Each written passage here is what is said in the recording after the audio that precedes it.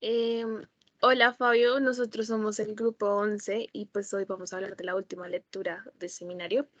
Entonces, para iniciar, yo quisiera un poco partir desde la ciudad, un poco como cuando él habla de algo que se ha entrelazado como con las otras lecturas, que es la ciudad y la remembranza y como pues la ciudad, yo habito la ciudad, pero la ciudad también me habita a mí y un poco queda marcada en mi recuerdo como por mucho tiempo, como que empieza a ser parte de mí y también pues en el futuro influirá en mi habitar. Además que es la idea de ciudad que configura nuestra propia idea y visión del mundo, porque decía como que vemos nosotros las cosas a través de un mirador y que ese mirador es la misma ciudad. Entonces es como todo lo que configura la ciudad, cada pequeño detalle hace que en nosotros se formule una idea muy grande de lo que incluso somos. Sí, sí, y eso también creo que va mucho, o sea, en contraposición con la lectura, en donde hablaba que la ciudad era como esa gran muralla que se separaba, pero también la casa era también esa gran muralla que se separaba en su interior, y acá los pone como un complemento. Está como la casa, pero también la ciudad es esa casa gigante en donde se habita, y la casa tiene esa unión con los tres como puntos esenciales, que es el cielo, la tierra, y ese punto de horizonte en donde se congenian esos dos elementos, que es el mundo del humano, ¿no? Entonces, eso también me parece importante y la relación que hace también en cuanto a patio y jardín, sabiendo que el jardín es como el primer lugar donde el hombre está, el paraíso terrenal que él habla. Entonces, me parece también interesante eso, como también pasar de las escalas, pero manteniendo esas configuraciones de lo que es la casa y lo que se expande también en su contexto.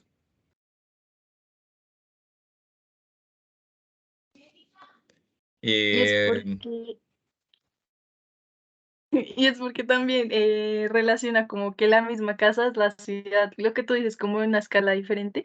Y lo que me parece como más bonito de ahí es como ese patio que también es como el lugar de hospitalidades donde se acoge al que viene, al visitante, sin necesidad de invadir como el espacio privado mismo de la casa. Sí, sí, es como una parte como de, digamos, como ese umbral que hay entre el exterior y el interior, como entre lo público y ya lo privado. Entonces, pues se podría manifestar también en esa parte, entre, digamos, como la casa es la parte más privada y cómo existe este umbral entre, digamos, como ya se mencionó, entre lo público y lo privado para afuera hacia allá el exterior. sí. Sí, es interesante. Digamos, también habla en un momento aquí como también trayendo a colación en la idea del templo, la connotación religiosa que también tiene que estar presente y que también lo hace muy, o sea, me parece a mí de una manera muy bella en donde habla que todo lo que es creación humana hunde en el amor y en la fe sus raíces. Y creo que es interesante porque, digamos, desde el rito etrusco en donde se genera este primer mundus, que es la penetración de la tierra y ese pequeño como umbral que se genera alrededor para crear también esa ciudad desde el augur, desde nociones que no son solamente llegar y ubicarse en un lugar muy a lo Brasilia, con su ubicación súper impuesta, sino que también vienen de unas culturas y unas connotaciones también de templo, de religión, connotaciones que van más allá solamente del espacio físico en que se vive. Entonces me parece muy, muy, muy bonito esa, como esa reflexión que hace. También hay otra Digo, cosa importante. Ah, no, sí, cosa, sí, siga, siga. no, no, pues sí, yo quería también como hilar esa parte, como digamos, del templo con la parte del rito y digamos, como por ejemplo en los templos griegos, digamos, cada espacio era como un rito, digamos, o sea, cada espacio era para el rito de ingreso hacia la parte más privada. Entonces me acuerdo que, digamos, estaba el naos, el pronaos, digamos, cómo estaba todo ese acercamiento desde lo más, como más público y lo más exterior hacia lo más privado. Entonces digamos que este podría ser un buen símil entre este y la propia vivienda. Ujú. Sí, sí. Otro elemento que es chévere resaltar es la idea del lugar del hombre en el cosmos y que siempre se busca un centro, que tal vez en este momento se ha perdido bastante, que uno no busca una centralidad, sino que va corriendo de lado a lado y no tiene como un punto de referencia donde encontrarse y donde también alejarse del resto. Es como él lo toma también mucho de que también se debe conservar la soledad en cuanto al conocimiento de uno mismo.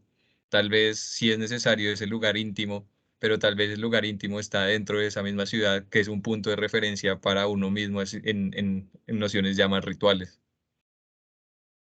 y esa parte, digamos, se podría contraponer con, pues, digamos, la idea modernista de ciudad, en la cual, digamos, todo estaba como, estaba el área industrial, estaba el área de vivienda, estaba como todo muy segregado, entonces no permitía ese tipo de, digamos, como de centralidad que siempre se dice. Sí, sí, Y ahí sí. hablaba algo de lo de, o sea, no soledad, o sea, como soledad y no estar como aislado. Eso lo menciona, ¿cierto? Sí. Pero si no entendí.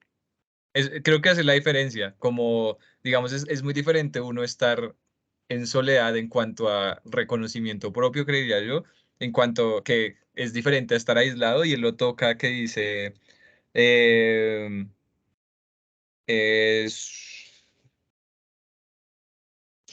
acá lo había visto, es como que él habla de esos espacios segregados en cuanto a en aquellas maravillosas ciudades con barrios inmundos, gentes condenadas de por vida a la humillación y al hambre, injusticia, esclavos en una u otra forma. La cuestión, el empeño es eliminar todo eso y crear centros, ciudades verdaderas, ciudades nuevas, ciertamente, donde resplandezca un orden, una armonía, en cuyos extraños no se esconda la miseria y la humillación.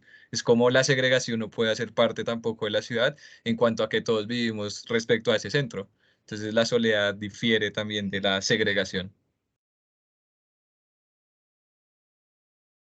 Sí. Y bueno, em, comentarios para la clase. No, Ok. yo ya no vuelvo a hacer comentarios. Voy a parar de grabar. Gracias, Fabio.